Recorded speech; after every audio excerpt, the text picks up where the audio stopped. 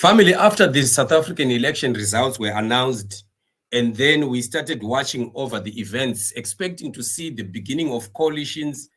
And it took quite long before we saw the announcements that were people were waiting for and people were expecting. Jacob Zuma came, Cyril Ramaphosa came and spoke about the plans to make a national government of national unity that has been criticized by almost every political party. There is no party that is indicated that it was interested in the government of national unity.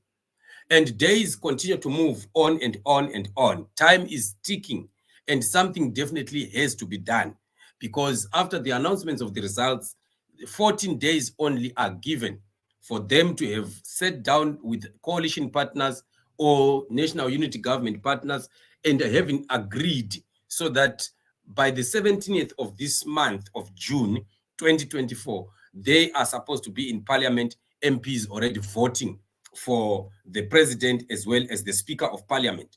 But already the impasse is still on. The locking of hands seems to be still going on and on as Jacob Zuma's MK party begins a lawsuit over election results dispute. So this already is a sign that things are still far from over when it comes to the elections in South Africa. Yet days are not waiting. Time is not on their side. Time is flying, and something definitely has to be done. But how are they going to achieve this when we look at the scenario that is on the ground? Things that do not look well at all. How are they going to do this? If court sessions begin, then automatically it means things are not well. If court sessions begin, political parties definitely have to start doing something. Let's just listen to what this analyst had to say about the issue of the political parties having a period, their period that is stipified by the constitution of the country, whether they are able to meet that. So the Newsroom Africa here reports that political parties have 1 week to negotiate agreements with other parties and elect the next president.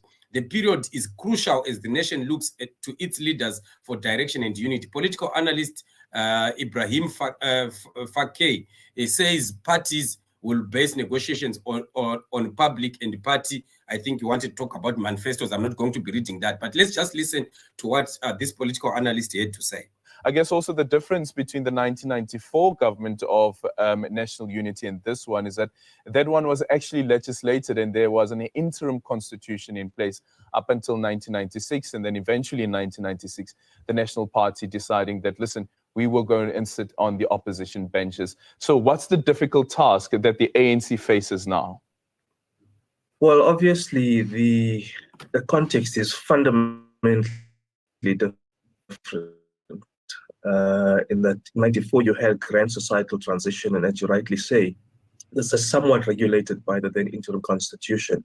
Now, essentially, Aldrin, what's going on is it's a private negotiation between different political parties, right? And these political parties are obviously going to base their negotiations on two things. One would hope, first, that it would be the prevailing public interest, that whatever deals they strike would have some public value. And thirdly, that a component of that first part is that it stabilizes public institutions and public processes and procedures away and insulated away from the kind of interference and abuse that we saw over 10 years, over a decade, close to a decade, if not more. Mm-hmm. So that's the first part. The second thing they would premise it on, and I suspect, though one hopes that this would be less the priority than the first one, is that what's in their interest as a political party.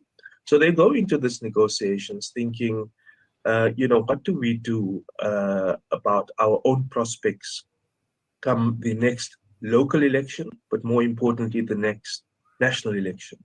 And what that means is it creates a context of the potential for brinkmanship, for obstructionism, because literally you want to show up the other parties because you want to increase your own prospects. And we've seen that happening at the Metro. So it's a distinct danger, but one hopes that the former will predominate over the latter. I guess also the Right. So there it is. So the story remains really very, very crucial, because parties have to be looking at their interests. Each party that comes in will be looking at their interests. I was saying last time, family, there is a problem. The problem is that at ANC level, it seems that still there is no agreement totally on what is the way forward at ANC level, right at the top structures. That's one major blow before they could even talk about the next, because we are seeing also many other big wigs of ANC still coming out after Cyril Ramaphosa's announcement. Still, we have some people that are coming out to speak, people like Sisulu and other top guys, the people like Mantashe. They are still, like not in agreement with exactly what really is supposed to be happening on the ground. So what about now the next stage, which is of now accommodating the other party that is to be coming in? Right now, look at what this means. Remember, Jacob Zuma is about how many? 58, I think, 58 MPs who are supposed to be going into parliament.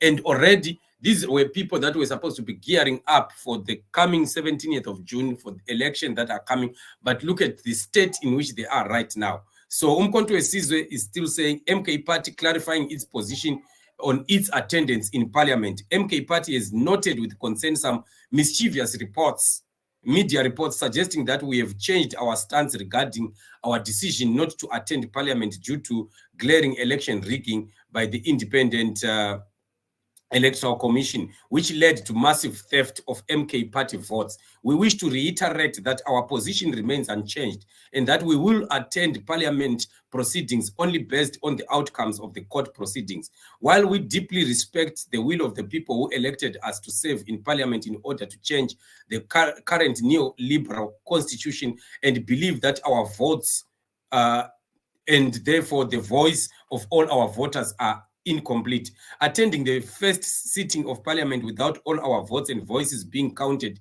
would betray our commitment to unity and democratic values, where every voice and wish deserves to be heard.